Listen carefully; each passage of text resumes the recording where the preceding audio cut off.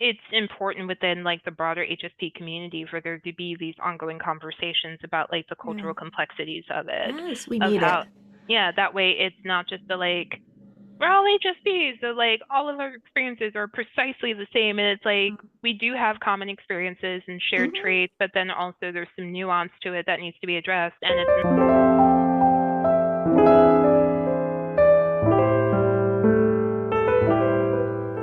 Welcome to Sensitive Stories. This episode is for educational purposes only and is not intended as a substitute for treatment with a mental health or medical professional. Let's dive Hi, in. Dr. Lana. It's so nice to have you here today.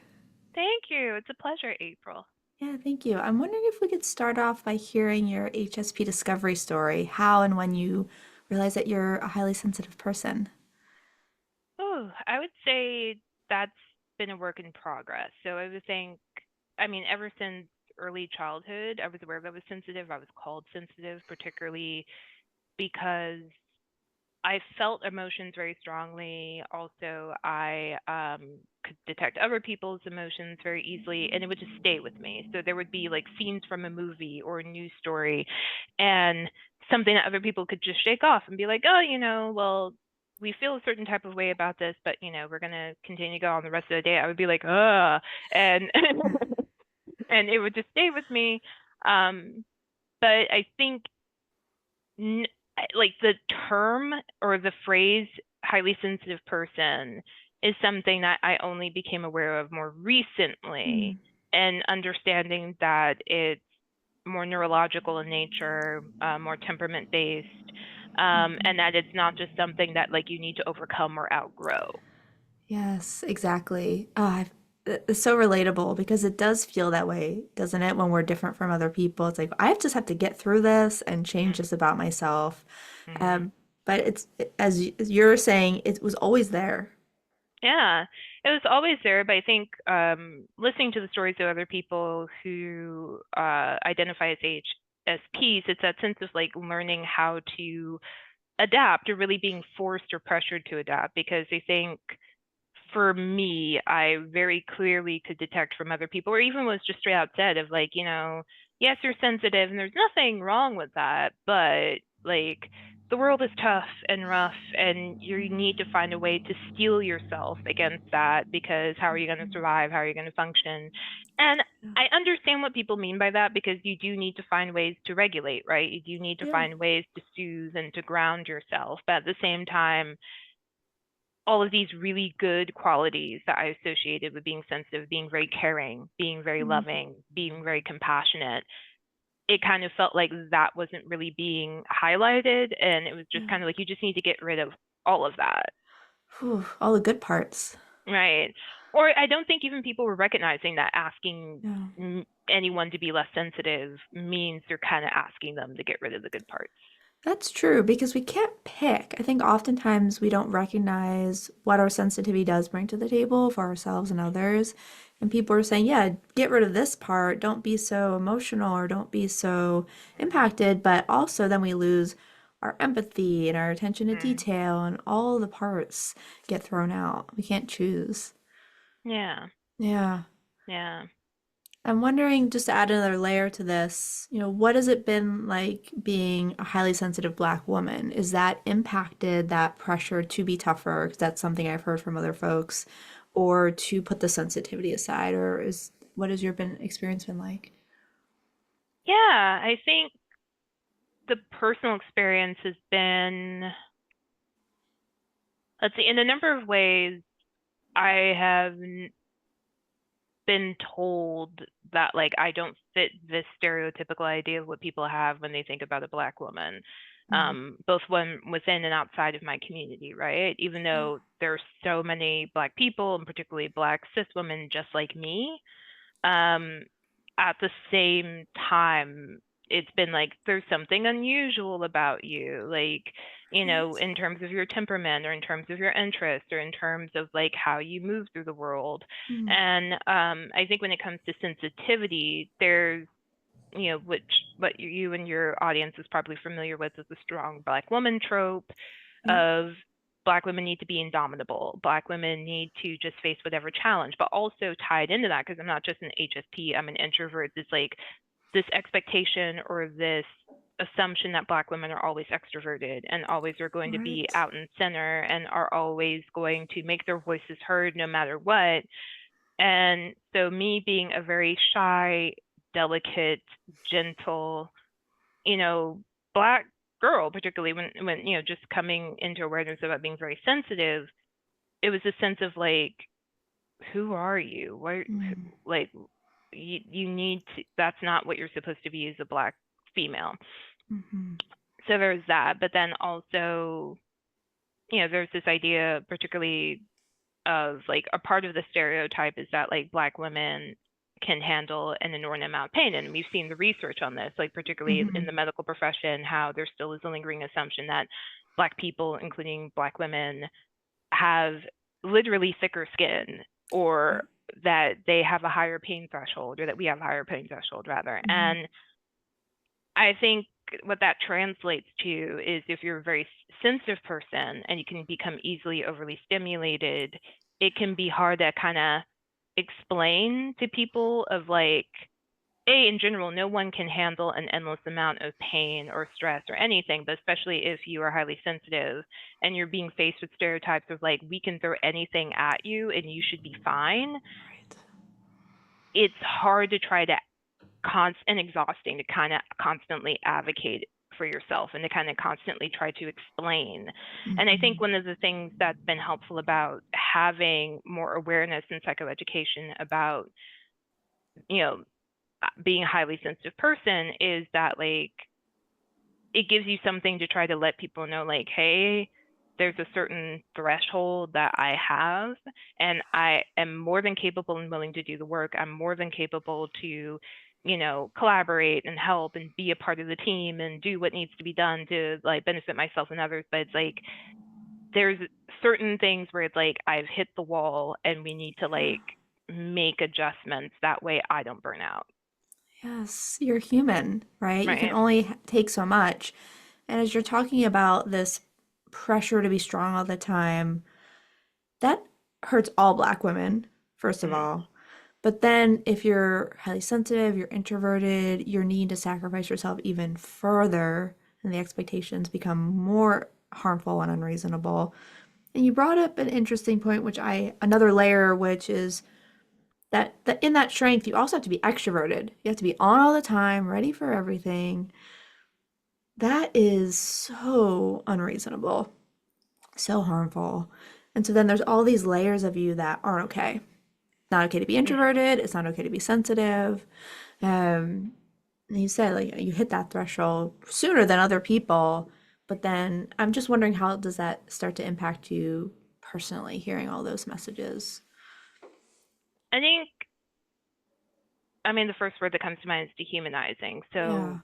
when, because people, if you don't consider the finite limitations that all people are subjected to, including people that are marginalized, oppressed, and stigmatized, including Black women and femmes, Mm-hmm. then it creates this sense of like, I don't matter and I am at the behest of other people. Like, Yeah. I am just this thing that is here to serve other people, but like, even, and the consequences, because we know that like when we look at any of the long-standing research on stress, including race-based stress, Mm-hmm. acculturative stress, like all of these different things, like both in general and how it relates to various forms of discrimination and cultural-based issues in general, stress, especially if prolonged and chronic and unrelenting, has a deleterious effect on mental and physical health. And I've definitely felt that. I've definitely had times Yeah. where I've been pushed to the brink Mm-hmm. and still having to face with people not understanding it or it being misconstrued as like laziness or Right. being difficult or Mm-hmm. not wanting to be a team player, not wanting to contribute enough. And it's like, no. And so almost it can kind of make you second guess yourself, Yeah. where you're just like, is it really true? And of course it's not, because Mm-hmm. if you can point to like factual information, it's like, I am putting in the effort and I am putting in the work, and I am contributing, and you're continually met with like, no, you need to bleed yourself more. Right. Um, it just starts to get to a point where you realize like, oh no, it's not a matter of a lack of effort, it's a matter of like lack of care Right. from the outside. Exactly. Oh, and you said bleed yourself even more. Like you're already bleeding, and yet no one is recognizing that. Like, how Mhm. much more do I have to suffer without being called lazy or difficult or, all the other things that you hear? Mhm. It is dehumanizing, right? You're like an object. Yeah. Hmm. If you're comfortable sharing, does that messaging come from people in your personal life? Is that more from outside or both? I would say it predominantly that messaging of being lazy, Mhm. um, difficult, not being a team player, not collaborating has come from predominantly white spaces and Yeah, institutions. for sure. Even, and this is also the messed up part, it's also come from individuals and institutions Yeah, that have said, like, we are inclusive, we are right. welcoming, and we are understanding. And so that's been a pain point, but I think also, I mean, as so many Black women and scholars and activists and leaders and just, people in general and femmes as well, Black femmes have been saying, we've always been the backbone of our community. And Hmm. so there's always been this expectation of do the most for your Right. family, for your friends, for your partners, for your Hmm. community members, for the issues that directly affect you. Yeah. And yet, when Black women and femmes step up and say, like, we are exhausted, people will kind of be like, but, and I mean, there sometimes will be that sense of like you're being selfish or you are not down for the cause Right. if you are saying, I need a break, I need Hmm. rest, I need Hmm. help, I can't do this all by myself on a nonstop basis. Right. So even from those quote unquote safe spaces, you're still getting those messages. You're still getting pressured to push yourself and sacrifice yourself and Hmm. not being heard and saying, like, I've done enough. I'm at my Right. limit. I'm at Yeah. my limit. And Yeah. I think, because it's not just about, you know, particularly if we're talking Black women and femmes, it's not just about anti-Black racism. It's also about misogynoir and Mm-hmm. like race-based sexism. Mm-hmm. And this, not only relates again to like Black cisgender women, but Black trans women and Black Sure. femmes who, again, there's so much that's expected of you, Mm-hmm. and that's so much that's little that's given back. Yeah. Um, and so it can be a very painful experience, but also it's kind of like a catch 22 because you know that if you stop, no one is necessarily going to come to your aid, and that Yeah. if nobody else cares about your life and your humanity, you have to. Mm-hmm. But at the same time, it can be a very heartbreaking, disappointing, and lonely and infuriating, frankly, experience Sure. to be like, I feel like I'm the mascot or the token to try to Mm-hmm. make everybody else's dreams and aspirations come true, to try to save the day.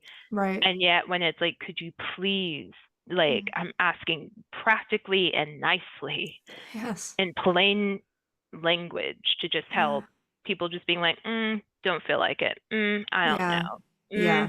Maybe you should just work harder. Maybe you should Mm. sacrifice a bit more. Maybe you should like, Yeah. rearrange your life. And so, yeah, Mm-hmm. it's Oh. a hard experience. Oh, it's terribly. I mean, terribly hard. I obviously I haven't lived that, but I can just imagine just when you're constantly scraping the bottom of the barrel and it's never enough and you said I'm saying it in plain language. I'm being direct. I'm advocating for myself. All hard things to do as an HSP. And Mhm. yet, so often that still isn't enough. It's still not being heard. You're just still expected to give more and more and more and more. Yeah. Yeah. Yeah. You mentioned culture. I'm wondering, we're kind of talking about the culture with which HSPs live in, and especially HSPs of color. How does that influence being an HSP? If we could say more about that. Well, I think, yeah, I mean, it ties into some of what we already spoke to, but I Yeah. think like in terms of these like assumptions and stereotypes and expectations that people can have based on your race or Mm-hmm. the culture of origin that you come from. I Mm-hmm. think that within the African American community in particular, and more broadly across the African diaspora, there's this, you know, kind of expectation of Black Yeah. women coming in to fill the breach and Black women like Mm-hmm. stepping up to fulfill so many roles and duties within the Yeah. community and not necessarily being fully respected or appreciated or credited or compensated for that, but it's just the expectation Right. you're going to do this even if, Mm-hmm. you know, it involves a great deal of suffering and little support, you know. Now Mm-hmm. there's always been, when you look at, you know, the history of Black women and femmes who, you know, have stepped up to be like, hey, you know, we are trying to provide support or solve this problem or address this like issue that affects us all, of there being other people, usually particularly other Black women and femmes stepping up and going like, yes, we will help you, Mm-hmm. but it's not necessarily as consistent and long lasting as is needed or hoped for, you know. So Mm-hmm. it's kind of like that kind of twist. But I think also when we look at the effects and the ravages of anti-Black racism, misogynoir, trans misogynoir, race-based sexism, of Yeah.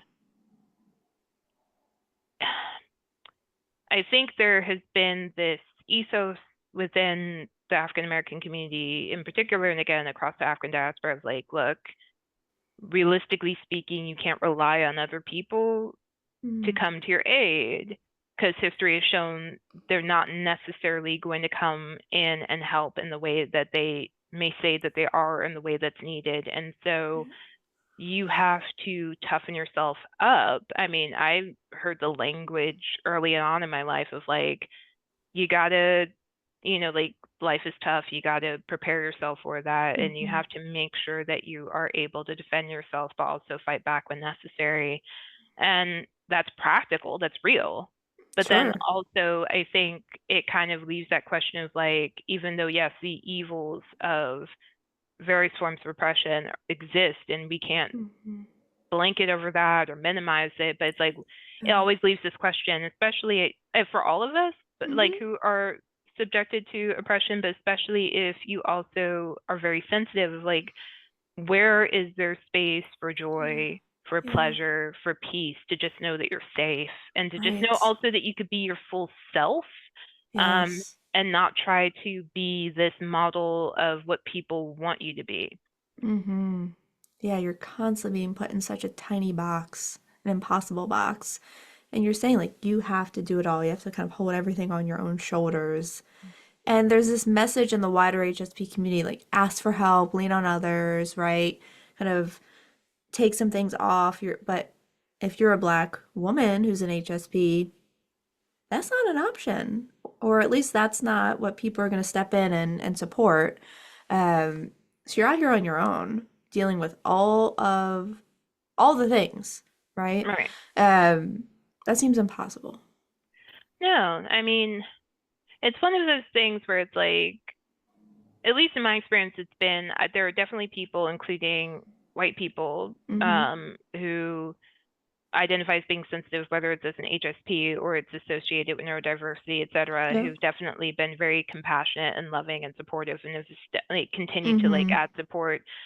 But you know, there also have been people, regardless of their temperament or personality or their neurotype, who have not done that. And Yeah. so, but I think it's important, like, if, you know, people hear this, right, and go like, well, that's not right, that the antidote is to step in and Mm-hmm. to like heed the calls for support that are being asked, Yeah. particularly for HSPs that belong to various marginalized, oppressed, and stigmatized communities.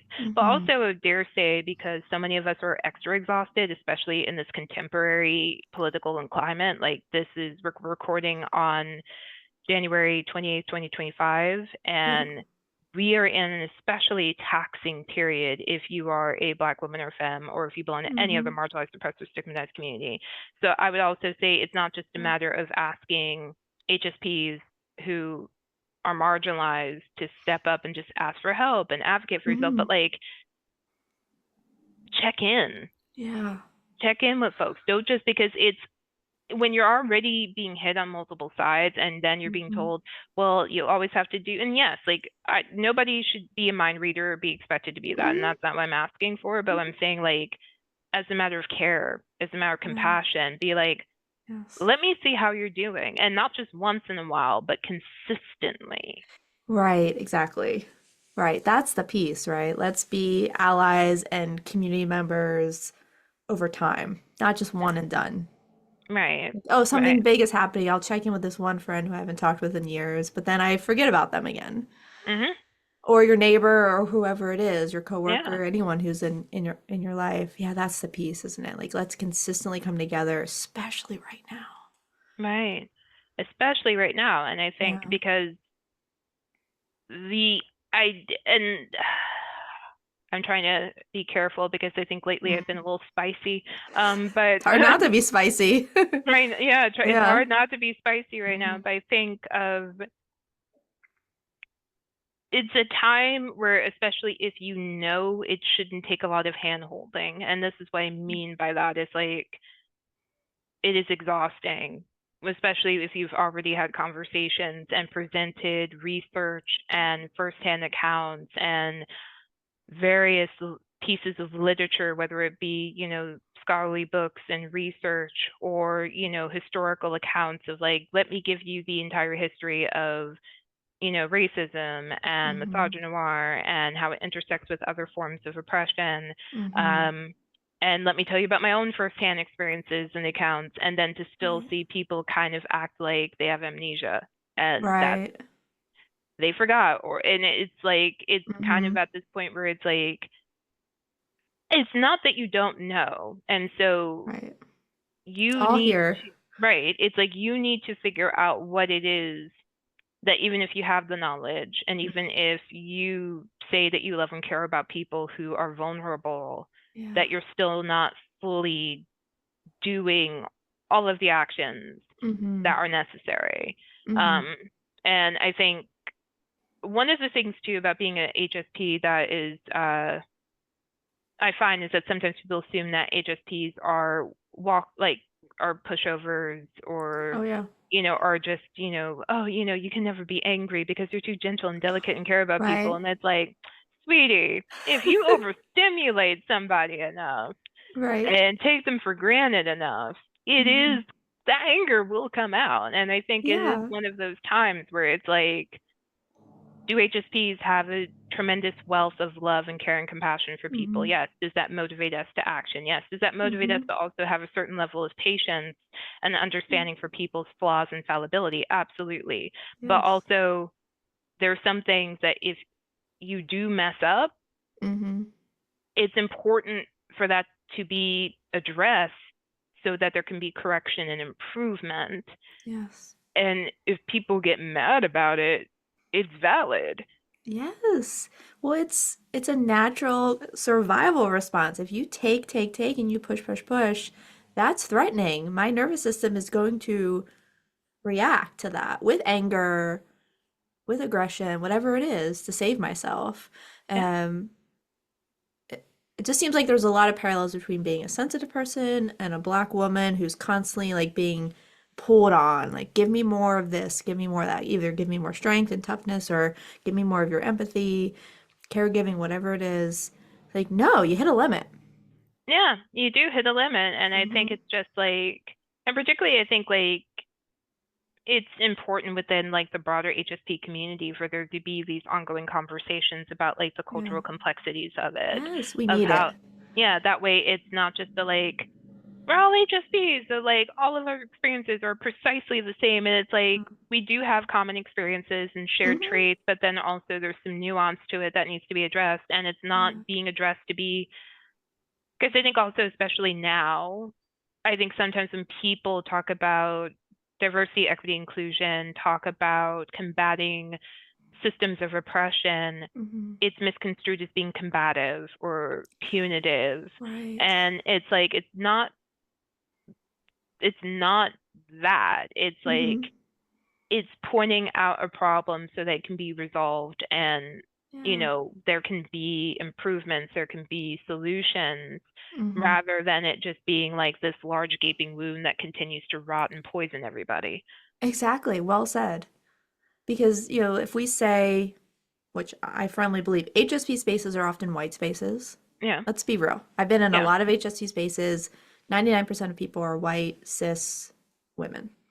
So when we point out these spaces need more work to be inclusive, that's not pointing fingers at someone, just saying like, hey, we have a universal problem in our HSP community. How can we solve it? Mhm. Because there are HSPs of all colors, genders, sexes, races. Um, so let's bring them in. Because we do Yeah. have those overlaps, we also have those differences, and like let's make space for everybody. So I'm really Right. happy we're having conversations like this. This is how we start.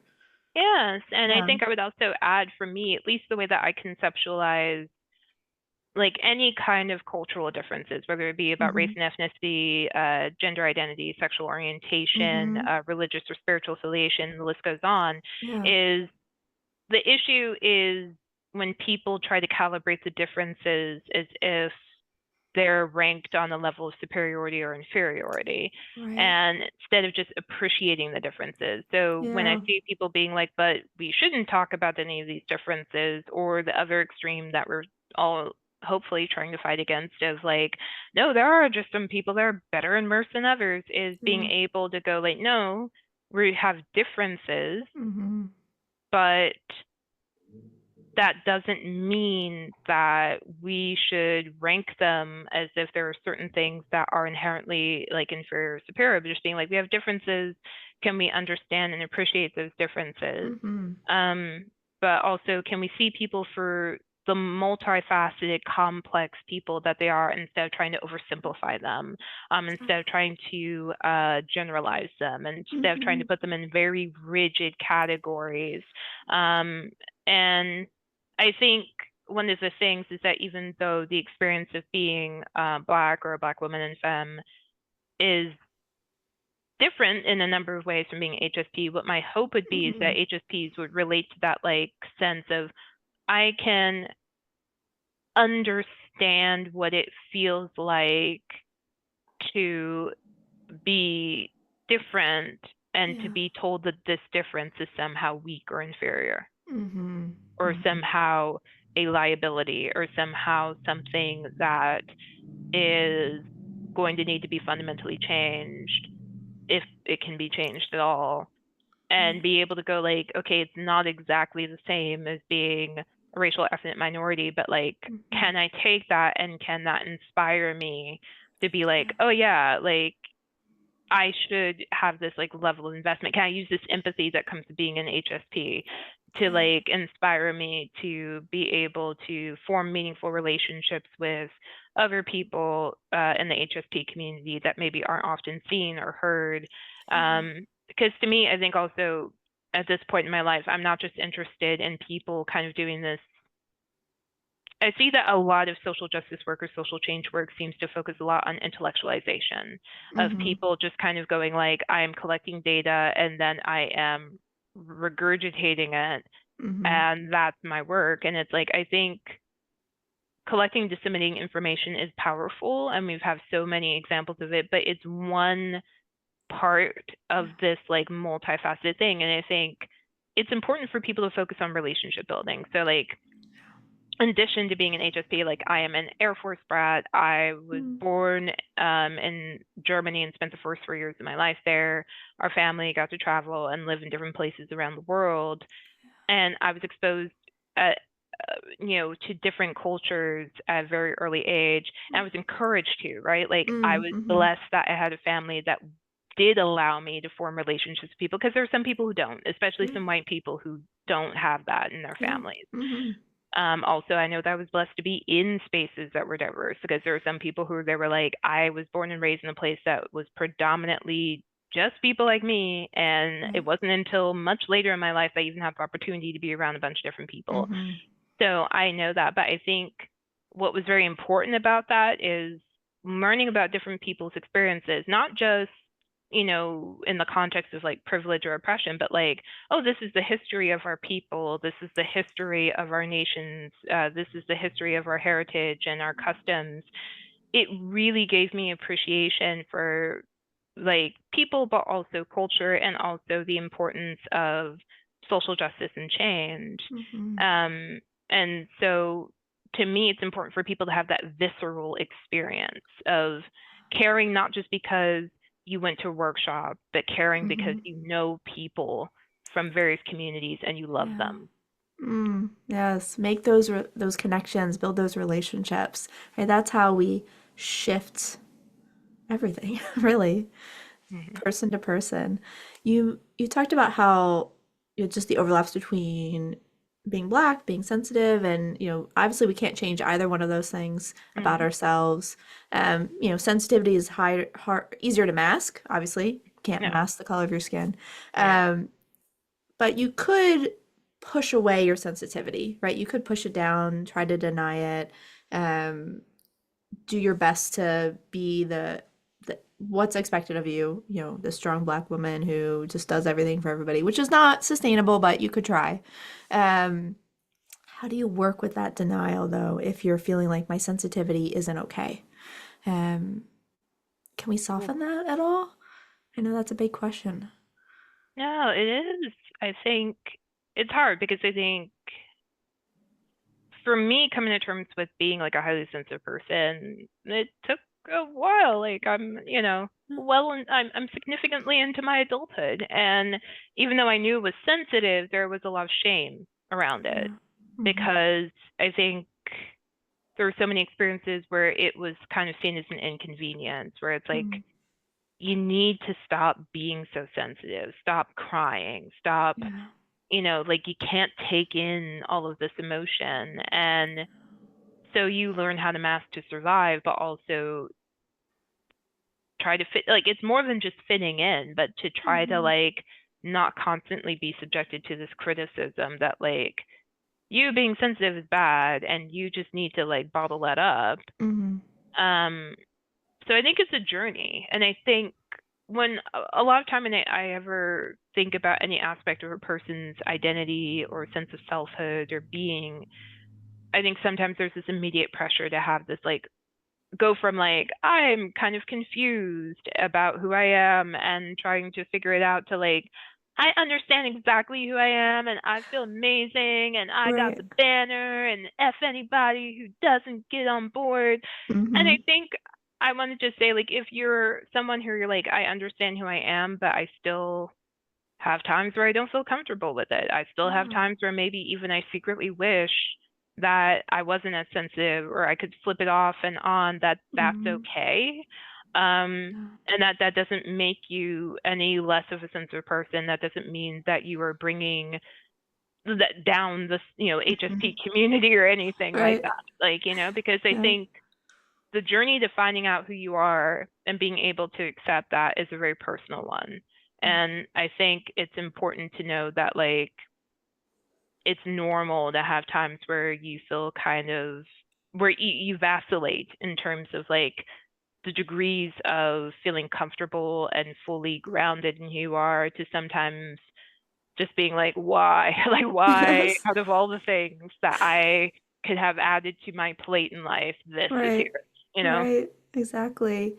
I appreciate that permission to be imperfect with your relationship to your sensitivity, where, yeah, some days you're going to celebrate it, other days you're going to dread it.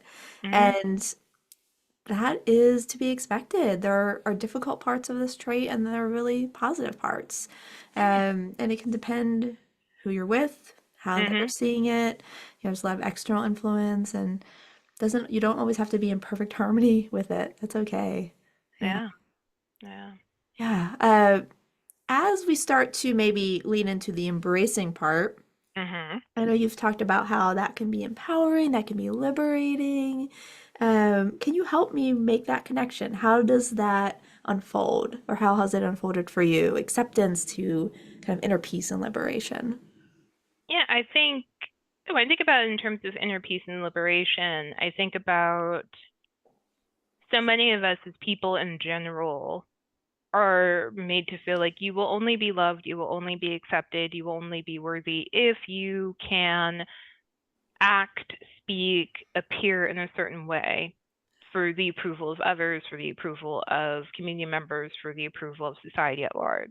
Mm-hmm. And so I think when you're able to say, this is who I am, and there is no shame in it, there's nothing about it that is disgusting or bad or wrong, that's liberating because you're reclaiming your humanity. But I think it's even more particular if, like, you belong to a marginalized, oppressed, or stigmatized community, particularly talking about being a Black woman slash femme.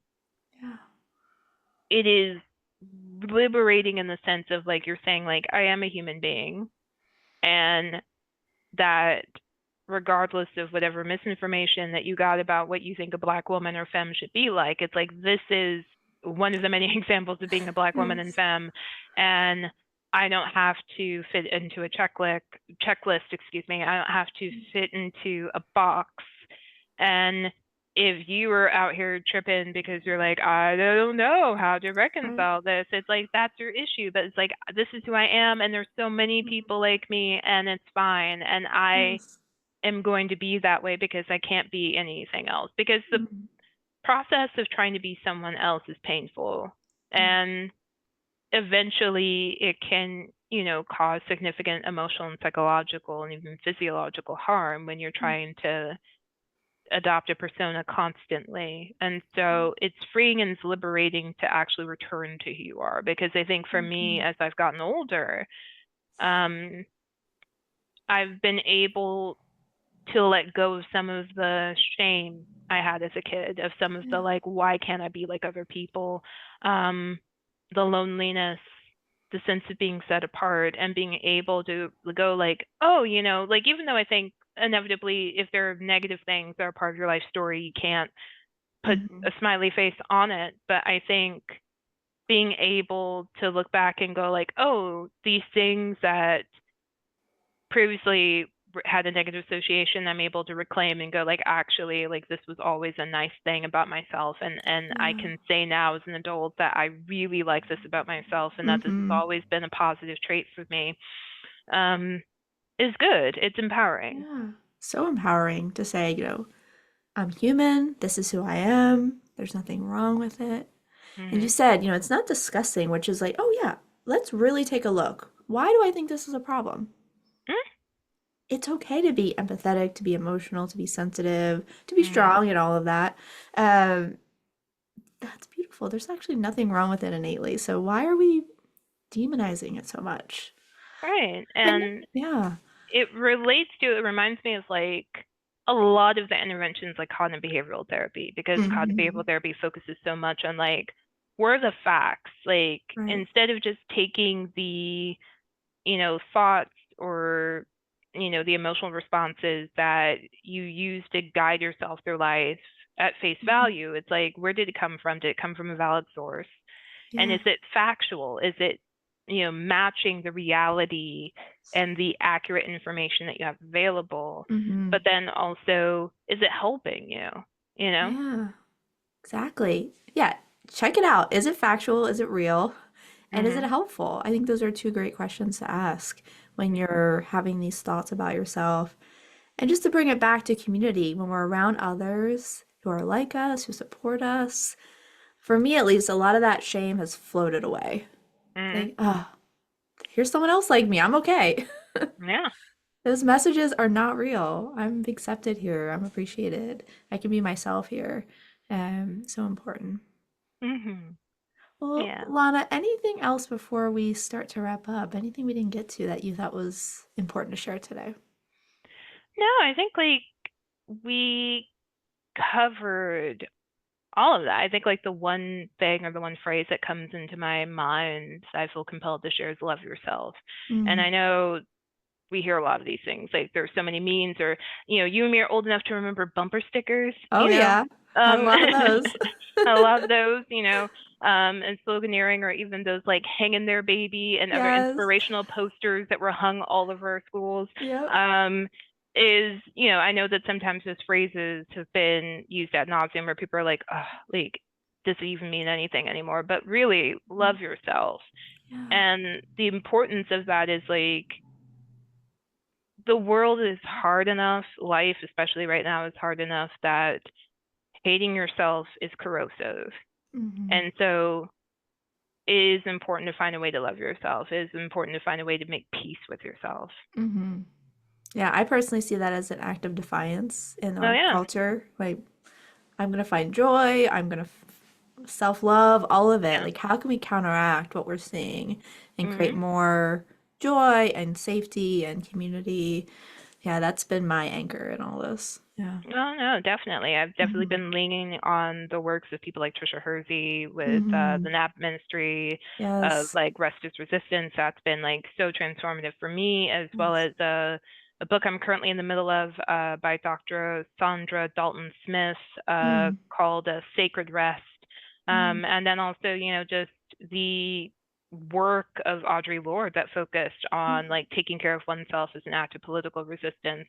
Yeah. Um, and so again, drawing back to culture of how all of these Yeah. Black women are, have been just continuing to lead the cause, not just for other Black women femmes, but Mm-hmm. also for hopefully all people to just be like really embrace the sanctity of rest, really embrace the Yes. sanctity of, again, like making peace with who you are, you know, Yeah. and it not just being an intellectual thing, but also being something that you can feel in your body and in your soul. Mm-hmm. We have so much gratitude to give to Black women. I mean, have given us so much, and I'll definitely be sure to share those resources in the show notes for folks, Mhm. because rest is resistance, and we need more of that, especially women of Mhm. color deserve it the most or need it the most. Mhm. Also deserve it. Um, Yeah. well, yeah, yeah. Any other thoughts? Well, yeah, and I think like to that point, because one of the things I look at is looking at it like even though these are resources that were definitely designed by Black women for Black women, and it's important to give credit, where credit Mm-hmm. is due for that. My hope is that also other communities will be able to take inspiration from this, and that Yeah. we all can be able to join forces and work together around it.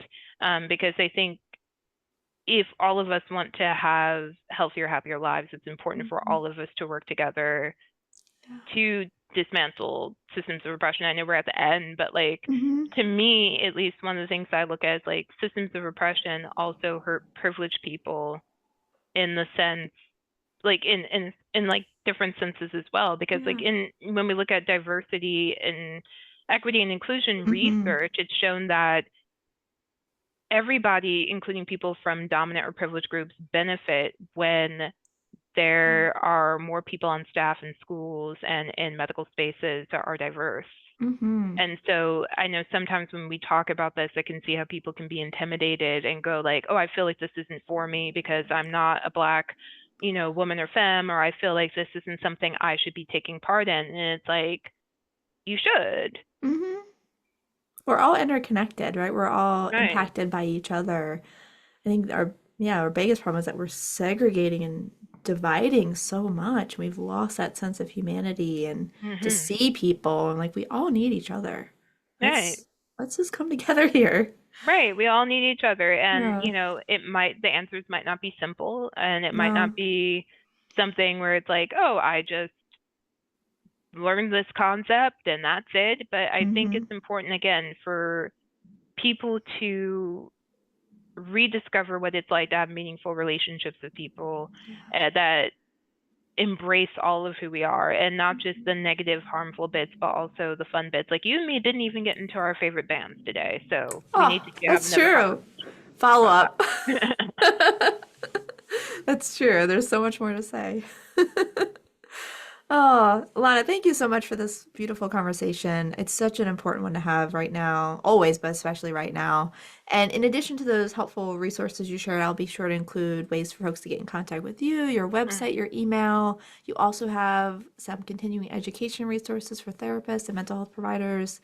Yeah. Before we go, though, I'm wondering if you could share just a little bit more about working with you for folks who are interested. Yeah, no, it'd be my pleasure. So I am a licensed clinical psychologist. I'm based in the state of Georgia, but I also have PsyPAC licensure for Mm. folks who reside in all PsyPAC member states. And the practice that I'm a part of is the Center for Inclusive Therapy and Wellness practice. And so I see folks in individual and couples teletherapy. So that would be online for folks who are not aware about the term teletherapy. And yeah, if you go to the link that's provided in the show notes, you can feel free to book a session with me. A lot of my work focuses on, trauma and stress related disorders, depressive Mhm. disorders, anxiety disorders, also working with various marginalized, oppressed, and stigmatized communities. Shocker, right? Like Yeah. after this hour. So that not only includes, women and femmes, but also members of the queer community, BIPOC folks, members of the BSM and kink communities, Nice. members of the ethical non-monogamy community, but also I love working around people in the intersections of like mental health and spirituality, Mhm. life change and transformation issues, but also what like my mind just blanked, but also on like around grief and loss. So yeah, there's a lot of really rich, rewarding work that I enjoy doing with people there. And then with the Touchstone Institute, which is a really Mm. great continuing education organization, I have a Kink in Clinical Practice 101 continuing education course that's available online and self-paced. It was designed specifically for licensed mental health professionals, but also trainees in the mental health field Great. who perhaps have heard about BDSM and kink, but they're still really green to it and want to know Mm. more about effectively working with these populations. So it was designed to be a nice introductory overview for people. Beautiful. I love it. You're just creating so much space for folks in your practice and in the work that you do. And again, just really appreciate you sharing with us today. Yeah, it's really been such a pleasure, and thank you, April, of like when I found out about your work, not just with this podcast, but like Mhm. everything that you're doing in terms of like advocating for sensitivity, it just delighted my heart. I was like, this just is so nice. I was like, this feels so warm and cozy, and I'm so happy. And again, I remember like the blog post that you said about like going to a concert, I think at Red Rocks, and like, Yes. remembering the band and like the experience and crying. I was like, I've had that experience too. So I know. I know. We definitely need to talk about our favorite bands at some point because music yes. is a big part of my life. Oh yes, It's so emotional. Yeah. me too. Oh, thank you so much. Welcome. Thank you.